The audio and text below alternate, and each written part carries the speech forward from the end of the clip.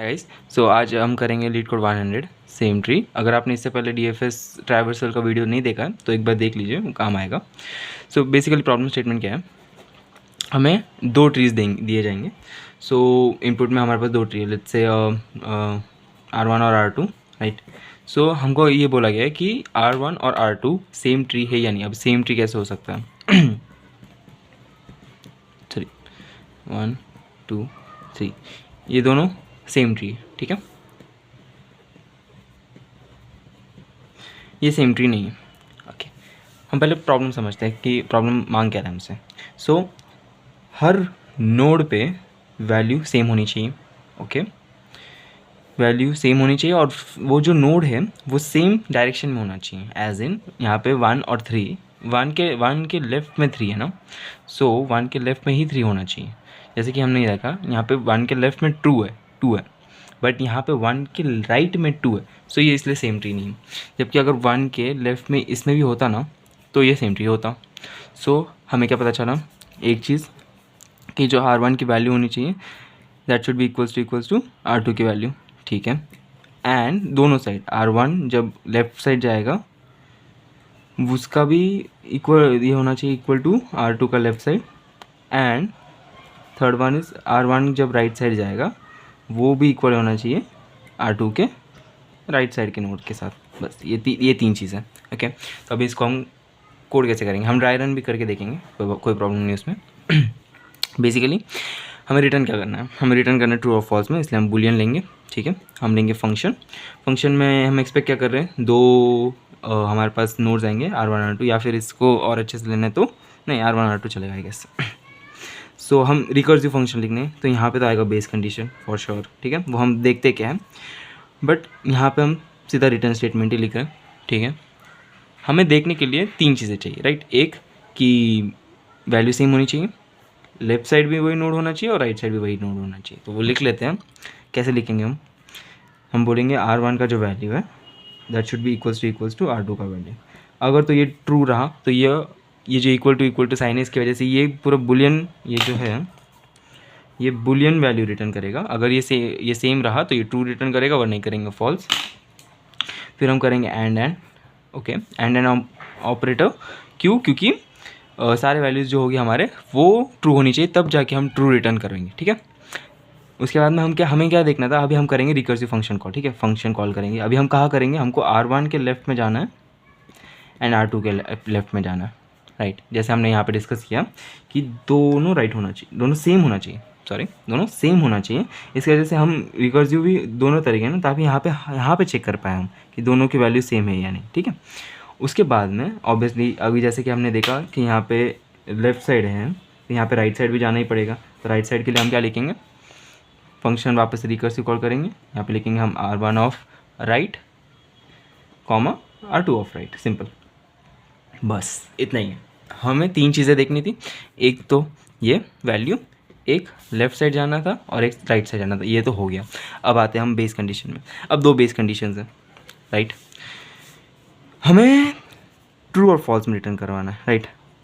सो मैंने क्या देखा बोला, यहाँ पे 1 और 1, ठीक है, 1 और 2, और यहाँ पे सिर्फ 1 है, ठीक है। तो क्या ये किसी भी वे में ये ट्रू हो सकता है क्या, सेम ट्री हो सकता है? क्योंकि इसके number of nodes is not equals to this number of nodes, नहीं ना, तो फॉल्स, राइट। अगर मैं इसके लेफ्ट में जाऊँ तो ये नल है, इसके लेफ्ट में जाऊँ तो ये नल है। लेकिन अगर मैं इसके लेफ्ट में जाऊँ तो ये तो मतलब यहाँ पे एक नोड है ना, तो मैं क्या बोल सकता हूँ, मेरी एक कंडीशन क्या रह सकती है कि if R1 is equals to null और R2 इज इक्वल्स टू नल, तो ये श्योर शॉर्ट सेम ट्री नहीं हो सकता, राइट। तो मेरे को फॉल्स रिटर्न करवाना पड़ेगा, क्योंकि ये एक दोनों में से अगर कोई एक नल रहा तो इसका मतलब ये है कि वो ट्री सेम ट्री हो ही नहीं सकता, राइट। तो हम यहाँ पे कर देंगे simply return false, right. Second base condition क्या होगी हमारी, देखिए, अगर ये है, ठीक है, ये तो यहाँ पे नंबर ऑफ नोड्स सही है, राइट। अगर मैं ऐसे भी देखूँ कि यहाँ पे ये है और यहाँ पे ये है,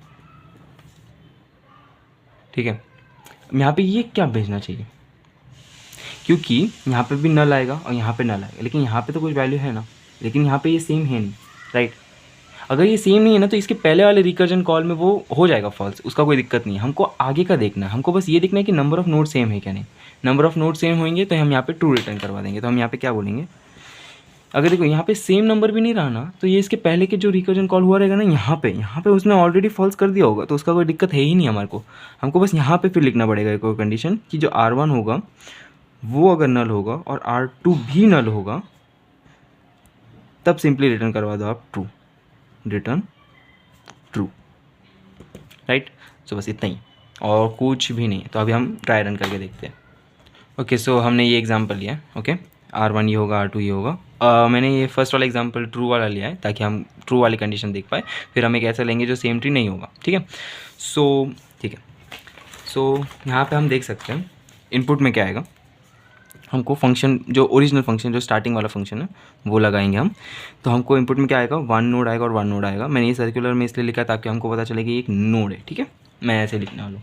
उसके बाद में मैं क्या बोल रहा हूँ देखिए। सो पहले तो चेक करूँगा मैं, वो ऑब्वियसली दोनों बेस कंडीशन यहाँ पे नहीं चलेगी, ठीक है। तो हम नीचे आएंगे, हम रिटर्न में आएंगे, ठीक है। रिटर्न में हम आए तो यहाँ पे दोनों की वैल्यूज़ इक्वल है, राइट। तो यहाँ पे 1 आएगा, ओके। क्योंकि यहाँ पे देखिए ना यहाँ पे दोनों की वैल्यूज़ सेम है ना, तो यहाँ पे 1 दैट इज़ ट्रू रिटर्न हो जाएगा। एंड यहाँ पे अब क्या आएगा, यहाँ पे आएगा हम लेफ्ट साइड में जाएंगे, ठीक है। तो यहाँ पे फंक्शन कॉल कौन सा होगा, यहाँ पे लेफ्ट में क्या है 2 and 2, राइट। सो हम ये फंक्शन कॉल यहाँ लिख देते हैं, फंक्शन 2 नोड 2। सो यहाँ पे भी बेस कंडीशन देख दी, दोनों फॉल्स मतलब दोनों एग्जीक्यूट नहीं होगी। फिर हम रिटर्न में आएंगे, दोनों की वैल्यू सेम है तो 1 and 1। फिर हम जाएंगे यहाँ इसके भी लेफ्ट में that is 3, right. So 3 node 3 पे जाएंगे हम। सो यहाँ पे इसका फंक्शन कॉल लिख देता हूँ, कैसा आएगा फंक्शन 3 नोड 3, राइट। रिटर्न में कैसा आएगा, ये भी कंडीशन नहीं होगी सेटिस्फाई। सो रिटर्न में जाऊँगा मैं 1 एंड अब यहाँ पे मैं 3 के भी लेफ्ट में जाऊँगा। अब जैसे कि हम देख सकते हैं 3 के लेफ्ट में कुछ भी नहीं है, राइट। सो क्या होगा यहाँ पे फंक्शन ऑब्वियसली इसके लेफ्ट में जाएगा, तो मैं यहाँ पे लिख देता हूँ सिंपली, यहाँ पे क्या आएगा फंक्शन 3 के लेफ्ट में दैट इज़ नथिंग बट नल। सो यहाँ पे R1 की जगह आएगा नल एंड R2 की जगह भी आएगा नल। क्यों, क्योंकि इसके भी लेफ्ट में कुछ भी नहीं है, राइट। सो पहली कंडीशन क्या है, R1 and R2 are null, both are null. So क्या रिटर्न करो, ट्रू। सो यहाँ पे क्या आएगा, अभी यहाँ पे आएगा 1 दैट इज़ ट्रू, राइट। अब आएगा हम जाएंगे राइट साइड, राइट। यहाँ पे फंक्शन कॉल होगा। अभी यहाँ पे जो फंक्शन कॉल होगा उसमें भी same function R1 and R2 both would be null, right. So ये क्या रिटर्न करके देगा हमें, हमने कंडीशन हमारी देखी थी, अगर R1 और R2 दोनों नल रहे तो रिटर्न क्या करो, ट्रू, राइट। सो ये भी ट्रू रिटर्न करेगी। And 1 and 1 is equals to 1 that is true, right. So ये फंक्शन कॉल क्या रिटर्न करके देगा, ये फंक्शन कॉल करके रिटर्न देगा 1, ओके। अब हम यहाँ पे आएंगे, यहाँ पे फंक्शन कॉल क्या होना था, यहाँ पे फंक्शन कॉल होना था उसके राइट साइड में, 2 के राइट साइड में। तो 2 के राइट साइड में क्या है 4। सो अभी हम करेंगे फंक्शन कॉल ऑफ 4। सो मैं ये यहाँ पे लिख देता हूँ, ठीक है, function of 4 node 4, right. So again base conditions यहाँ पे एग्जीक्यूट नहीं होगी। हम रिटर्न में आएंगे, रिटर्न में हम लिखेंगे 1 क्योंकि दोनों की वैल्यू सेम है।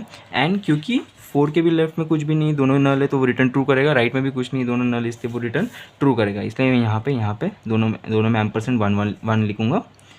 एंड ये क्या रिटर्न करके देगा, ये रिटर्न करके मैं देगा मेरे को ट्रू। सो यहाँ पे क्या आएगा, यहाँ पे आएगा 1। So true will return me true, right. So यहाँ पे ट्रू रिटर्न करके देगा। तो ये फंक्शन कॉल का एग्जीक्यूशन क्या हुआ, ये एग्जीक्यूशन हो गया 1 दैट इज़ ट्रू। अब यहाँ पे आएगा मैं यहाँ पे आ चुका हूँ और ये एग्जीक्यूट हो चुका है, ये पूरा एग्जीक्यूट हो चुका है। अब खाली ये साइड का बाकी है, ये साइड का, राइट। ये वाला भी कर लेते हैं। अभी तक तो ट्रू ही हुआ है क्योंकि यहाँ पे दोनों 1 आ चुका है दैट इज़ ट्रू। यहाँ पे फंक्शन कॉल जो होगा मैं यहाँ पे लिख देता हूँ। तो यहाँ पे फंक्शन कॉल होगा हमारा 5 नोड 5 पर, राइट। अगेन ये नहीं होगा एग्जीक्यूट होगा, बेस कंडीशन दोनों एग्जीक्यूट नहीं होंगी। देन मैं रिटर्न पे आऊँगा, ऑब्वियसली वैल्यू इक्वल है तो दोनों 1 हमारा ये आएगा, ट्रू आएगा। Then as we can see left में भी नल है और राइट में भी नल है, यहाँ पे भी लेफ्ट में भी नल है, यहाँ पे भी राइट में भी नल है। तो लेफ्ट वाले में तो आएगा ही ट्रू और यहाँ पे राइट वाले में भी ट्रू आ जाएगा। सो ये क्या रिटर्न करके देगा हमको, फिर हमको यहाँ पे 1 यहाँ पे रिटर्न में मिलेगा, यहाँ पे 1।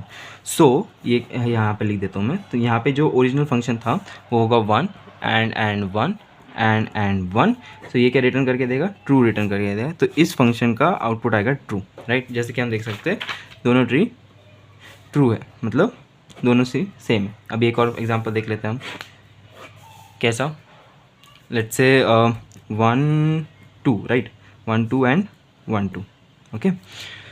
सो ये क्या सेम है कि नहीं, हम देख सकते हैं कि ये नहीं है, ठीक है, बट कोड के थ्रू कैसे होगा हम वो भी देख लेते हैं।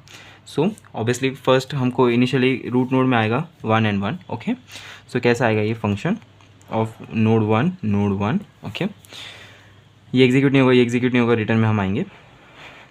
ऑब्वियसली दोनों की वैल्यू ट्रू है तो यहाँ पे 1 आएगा, यहाँ पे %, फिर यहाँ पे हम जाएंगे, यहाँ पे लेफ्ट साइड में आना है, राइट। अब 1 की तो लेफ्ट साइड है नहीं, ठीक है, एंड इसका लेफ्ट साइड है। कहने का मतलब क्या है कि अगर मैं अच्छे से लिखूँ, फंक्शन कॉल करूँ मैं 1 का लेफ्ट, ओके, 1 का left that is null, right, and इस 1 का left that is nothing but 2 node. If R1, ये क्या R1 एंड R2 था, तो इफ़ R1 और R2 इज इक्वल्स टू नल, हमको क्या रिटर्न करना था, फॉल्स, है ना। तो इस केस में R1 नल है ना, तो ये फंक्शन क्या रिटर्न करके देगा, ये फंक्शन रिटर्न करके देगा false, that is nothing but 0, है ना। उसके बाद में हम और करेंगे, उसके बाद में हम यहाँ पे आएंगे, हम देखेंगे राइट साइड में हम जाएंगे, इसके तो राइट साइड में है लेकिन इसके राइट साइड में है नहीं, तो ये वापस से ये सेम ऐसा फंक्शन करेगा, ये ऐसे करेगा। फंक्शन ऑफ राइट साइड में इस बार क्या है, इस बार 2 है, इसके बाद में इसके पास नल है, तो वापस इसके पास आएगा, रिटर्न हम करेंगे फॉल्स, सीधा फॉल्स ही रिटर्न कर देंगे, क्योंकि वो बेस कंडीशन जो है वो सेटिस्फाई हो जाएगी, तो फॉल्स रिटर्न कर देंगे, तो हम यहाँ पे 0 आ जाएगा। अब 1 and 0 will is nothing but 0, that is nothing but false. So ये रिटर्न करके देगा, तो ये ट्री फॉल्स है, मतलब ये ट्री सेम नहीं, बस इतना ही। तो मेन लॉजिक ये था कि हमने बेस कंडीशन क्या लिखी कि दोनों में से कोई एक नल होगा तो वो फॉल्स है, दोनों अगर दोनों नल रहेंगे तो वो ट्रू है। और उसके बाद में रिटर्न क्या क्या करना, जैसे हमने सिंपल भाषा में बात की थी कि दोनों की वैल्यू सेम होनी चाहिए, है ना, और लेफ्ट साइड में भी सेम होनी चाहिए नोड्स, और राइट साइड में भी सेम नोड्स होने चाहिए, बस इतना, और कुछ भी नहीं है, खाली सिंपल ट्रैवर्सिंग है।